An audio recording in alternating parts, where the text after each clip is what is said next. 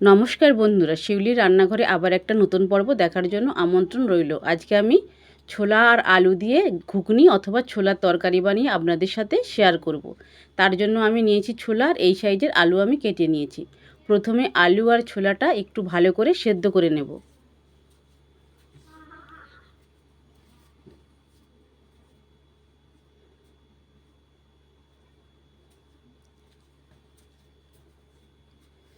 জল দিয়ে দিলাম।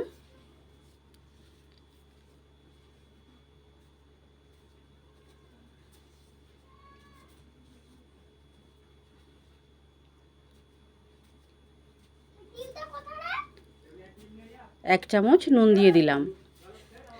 এই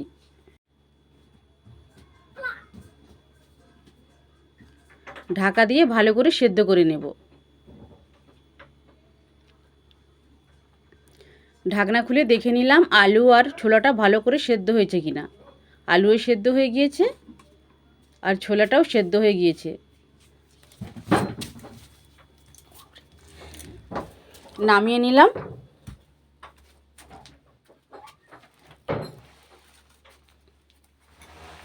এইবার কড়াই দিয়ে দিলাম পরিমাণ মতো সাদা তেল।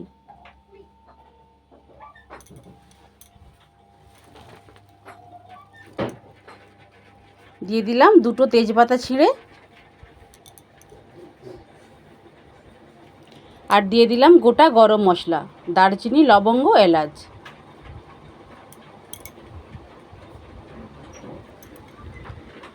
খুন্তিয়ে করে একটু ফোড়নটা ভালো করে ভেজে নেব।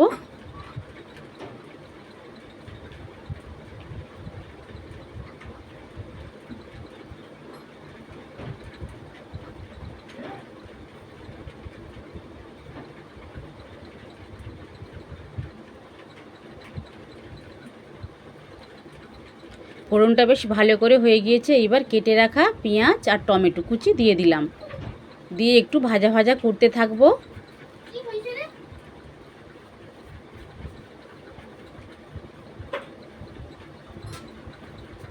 হাফ চামচ লবণ দিয়ে দিলাম।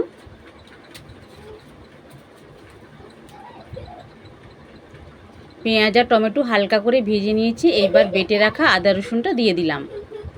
দিয়ে সব কিছু ভালো করে ভেজে নেব।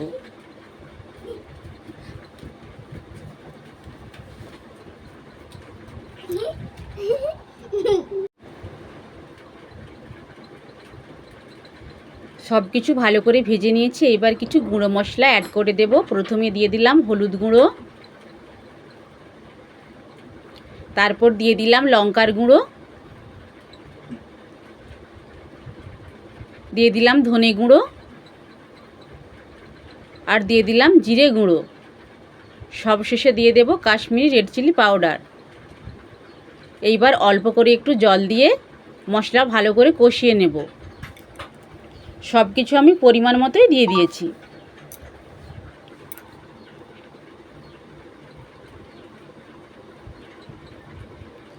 এইবার মশলাটা 2-4 মিনিট কষিয়ে নেব।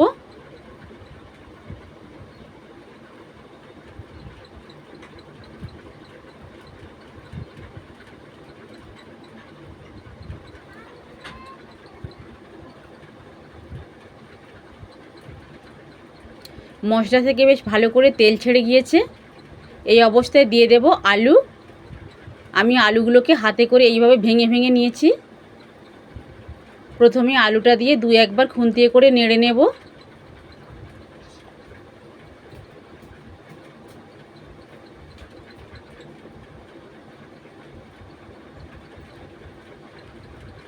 আলুটা ভাঙার কারণ ঝোলটা গ্রেভি গ্রেভি থাকবে এবং খেতে খুব ভালো লাগবে।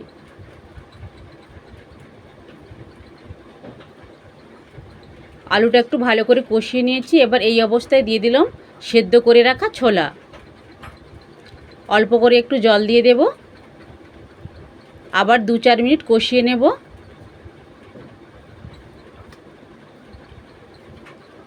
কষানো আমার হয়ে গিয়েছে। এবার পরিমাণ মতো জল দিয়ে দিলাম।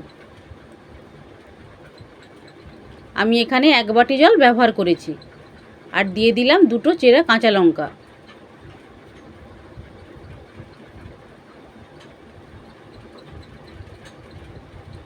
আমার এখানে একটু লবণ লাগলো, তাই অল্প পরিমাণে একটু লবণ দিয়ে দিলাম। এইবার আবার 2-4 মিনিট ফুটিয়ে নেব।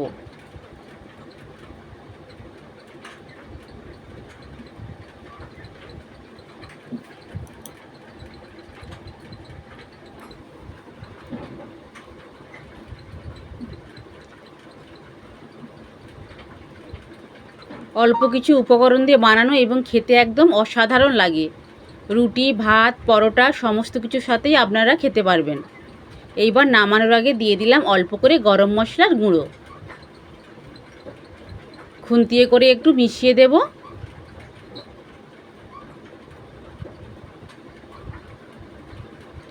রেডি হয়ে গেল আমার ছোলার ঘুগনি বা ছোলার তরকারি।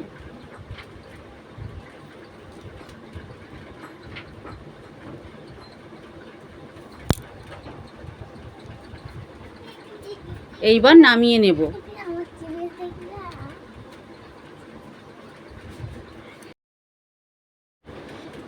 বাড়িতে একবার হলেও ট্রাই করে দেখতে পারেন। বন্ধুরা, এই রেসিপিটা যদি আপনাদের ভালো লেগে থাকে তাহলে প্রচুর প্রচুর লাইক, শেয়ার ও কমেন্ট করবেন এবং সাবস্ক্রাইব করে আমার পাশে থাকবেন। দেখা হবে আবার পরের ভিডিওতে। নমস্কার।